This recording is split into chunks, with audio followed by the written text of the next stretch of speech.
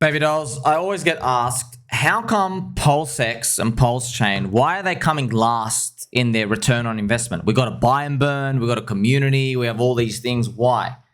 I'll tell you why. The answer is simple. It's because Hex was 5,000 people big at the start. Remember that number, 5,000. PulseX had 140,000. So compare 5,000 to 140,000 people now, all right? That is 28 times. But using Metcalfe's law, if you buy into a community or a sacrifice or an ICO or a project or anything, if you buy into anything in crypto with 28 times more people, do you want to know what price premium you're paying? You're paying 28 squared higher, which is 784x. So effectively, you're not getting in day one, price one, bottom floor.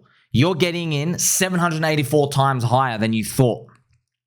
So that's why a lot of people with the optimism, and the euphoria of Hex doing a 10,000x from the bottom, they were like saying, oh, well, Phantom did 81x from its ICO, so therefore PulseChain should do at least that, etc. So I'm just showing you that's what happens. Now, PulseChain, for example, only had 40,000 people participate. So if you do from 5,000 people to 40,000 people, this is PulseChain now, it's only 8 times the user base. So you paid up a 64x premium.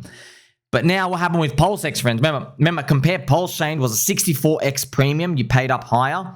But PulseX was like 784x, right? And it kind of makes sense to you right now. If you could go back in time, what's the one you wanted to participate in? It's PulseChain, okay? It's just that the PulseChain sacrifice and Hex keep going up, that I was able to get more people.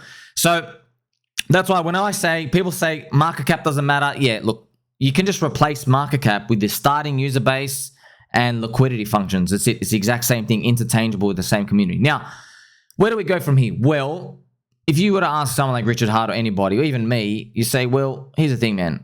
Can we 10x our user base from here? Can we get to 1 million people?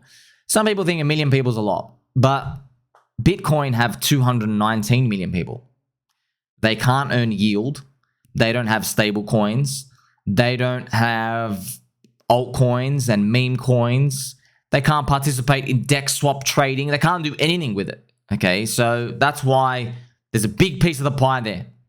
Eventually, they'll give in, friends. Eventually, they cave. You know how I know? Uncle Peter Schiff. Now, Uncle Peter Schiff, one of my favorite uncles, you think he's a gold maxi, right? He ain't that much of a gold maxi, okay? He's a shitcoiner. He owns a lot of gold miners, okay? You see? Gold and his gold maxi, that's just his persona. But you speak to him, all right? I've been over his house for barbecue, friends. He's made me a mean sausage. But he owns a lot of the miners. He's a punter. Now, not really a punter like compared to us, nowhere near in the same level, but you get the point. He's basically leveraged gold going up. So if someone like Uncle Petey can have that mindset of like, well, you know what? I'm betting on this going up, so I better get in here. But then it's just a matter of time before the big vacuum, the big wall of money there in Bitcoin, before those people, then think about the people, 290 million people, before they eventually go, Bitcoin's kind of slowing down. I've got to get something in, that's a bit faster. Okay, that's the future. That's what we're actually playing for. Now, if you don't believe me, thank you, because that means there's a good chance I'm going to be right, okay? If you do believe me, if majority of people believe me, it's over, because it means it's priced in. I'll tell you right now, not the majority of people believe me. That's why Bitcoin's 52K and the altcoins haven't moved. That's why I've watched 15 streamers and Twitter people and everybody else saying there's no reason to own Ethereum, okay? They still don't get it, but you get it because you're my friend. Like, subscribe, bell button, I'll catch you soon.